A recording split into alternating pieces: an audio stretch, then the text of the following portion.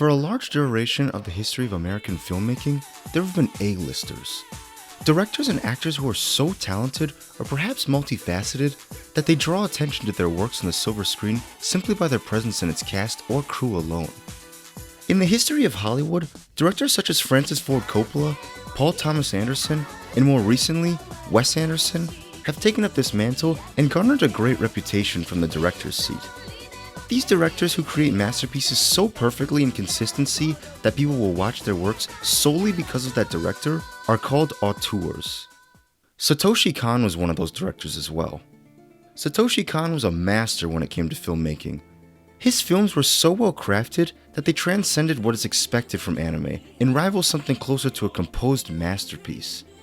His films don't feel like anime movies, but rather films created by a man who knows the filmmaking process used by American films.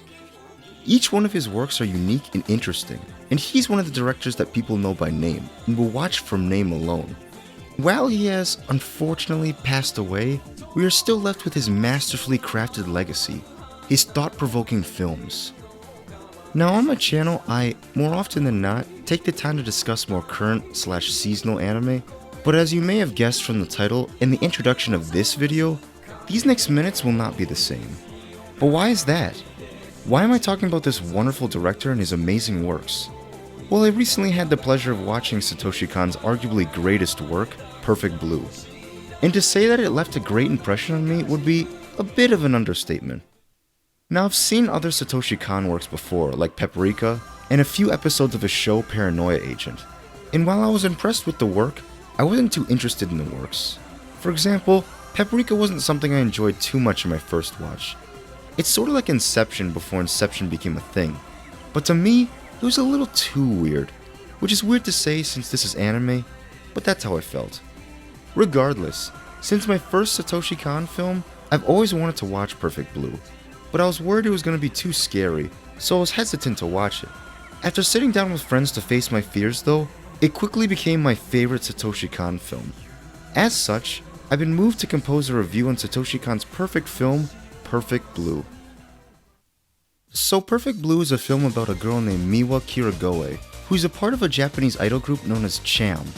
After 2 years being a part of the group, however, she decides that the pop idol life is no longer for her and decides to go on to pursue an acting career, which is a natural career progression for many Japanese idols, even today. Though most people are sad to see Miwa go, they demonstrate the maturity as fans and wish her well at her departure from the idol industry. All except one person, that is. At the news of her new career, this crazed Miwa fanatic created a website called Miwa's Room, which records all of Miwa's daily activities in excruciating detail. It's so detailed, in fact, to the point that it's a little too accurate for Miwa to continue feeling comfortable, even within her own home. Because of this, coupled with the fact that Miwa is currently a part of a film production about serial killers that is strikingly similar to her actual situation, the film showcases her frightened mental state as she slowly delves further and further into insanity. Now, the premise itself is already appealing, but how the film executes it is stellar. Miwa's just a young woman who doesn't love the idol world as she once did, and is basically forced into acting as a career path. The pressure of trying to be recognized, seeing her old group CHAM doing even better without her, and with the website Miwa's Room, all work together to create a fear and insanity that Miwa begins to feel more and more as the film progresses.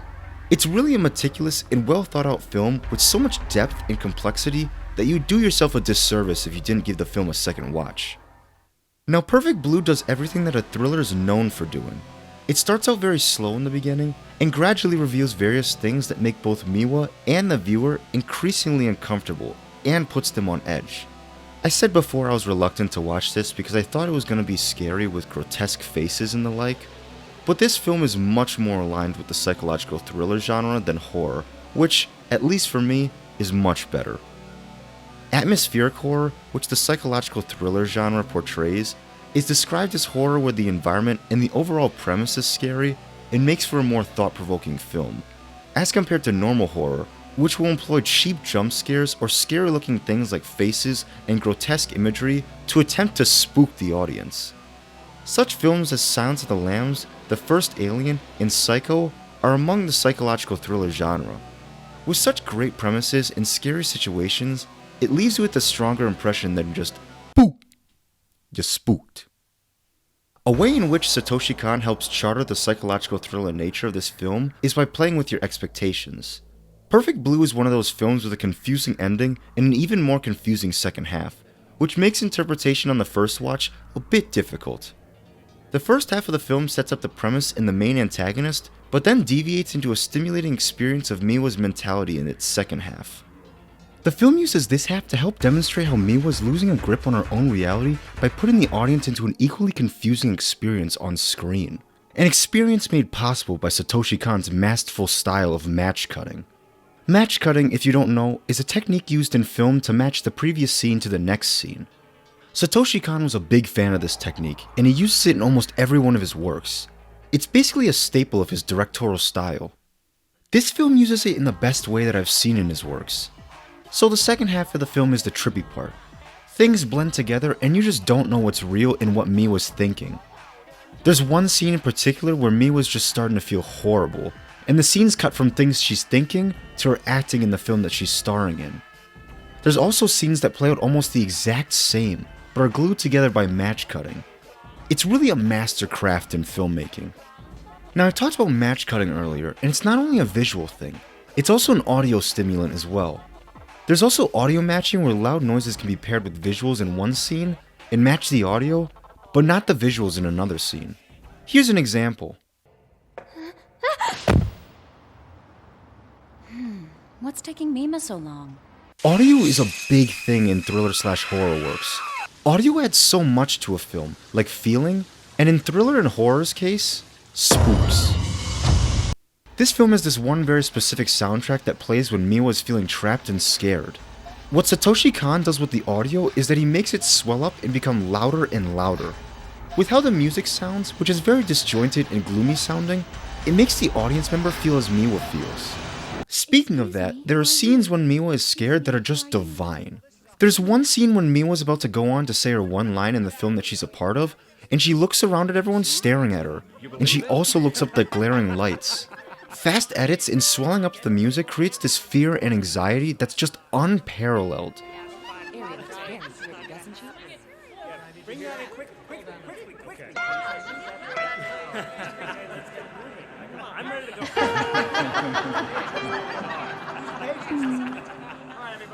Also in that part before that, she discovers Miwa's room for the first time and becomes a little paranoid.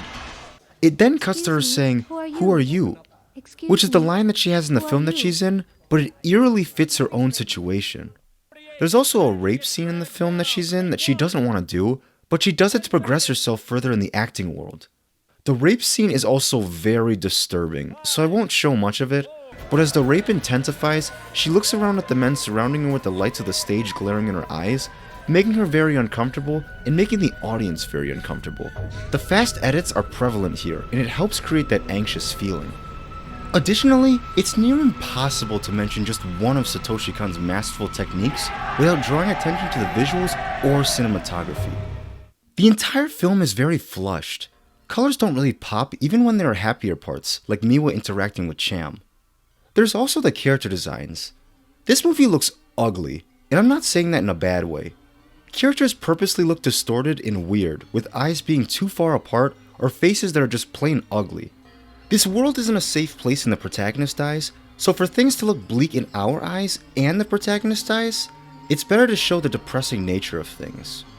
There's also the fact that Miwa wears very specific white and pink clothing as her idol self that she chases after during the film. It forces the viewer to keep their eyes on her, and with the added glow she exudes as this apparition running away from the real Miwa, we and Miwa are focused on her. Now the last thing I want to talk about are theories behind the film, which there will be massive spoilers, so if you're not okay with that, please skip forward. At the end of the film, it's revealed that Miwa's manager, probably due to her being envious of Miwa or upset that Miwa is changing, which is probably the case, was the one running the Miwa's room site and is trying to kill the main character. At the very end, you see both Miwa and her manager, Rumi, in the mental hospital, but they're both wearing the same clothes and holding the same exact things. So this leads to my first theory of either Rumi didn't exist or Miwa didn't exist. Miwa not existing might not be the case since the last cut of the film shows Miwa saying that she's real. But now she has long hair and looks like the other actress she works with in the film she's in, which leads to the second theory. Miwa is the other actress. Another theory I have is Rumi is Miwa, and Miwa is a persona that Rumi takes on. So if that's true, then the detective in the film Miwa's in is actually Miwa herself, and Miwa is the detective in the movie training the young Rumi in the movie. I feel Rumi is the main persona while Miwa is the secondary one, because Miwa in the end of the film says that she helped her become great. Wait, maybe it's actually easier than we think. It's probably just Rumi has a split personality disorder, the man responsible for the Miwa's Room website doesn't exist, and it's Rumi who makes the website because she was just so for Miwa's pop idol image.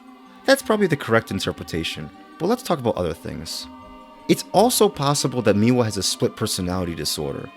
They mention in the film that Miwa's in that the character that Miwa plays has a split personality disorder, but we don't know if this part is real or not.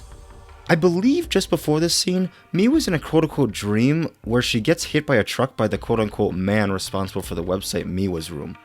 Now if that wasn't a dream and she really did get hit by that truck, then the rest of the film is a dream. Miwa herself even says as a joke that maybe she did get hit by the truck and all this is a dream. It's interesting to see the end of the film because Rumi walks into the road and a truck is about to run her over until Miwa saves her. This shot is extremely identical to the one where Miwa gets hit by the man, which could indicate that this is a dream, but I don't know, it's all speculation, which makes the film that much more engaging. As you can see from my speculation and theory, this film is much more than just a one and done film. This film is packed to the brim with things that you could interpret, like I just did with the theory section of this video. So if you've watched it once before or have never watched it, please consider giving it a watch, or watch it a second time if you've already had the pleasure of seeing it once. If you'd like to watch it, you can stream it on a site called Hoopla, which I've never heard of before this, or you can rent/buy it on all of these platforms. Or buy a physical copy on Amazon, or even better, Right Stuff Anime, which they have for $11 cheaper, which I actually bought. Please, if you like yourself a good psychological thriller, this is the one you don't want to miss.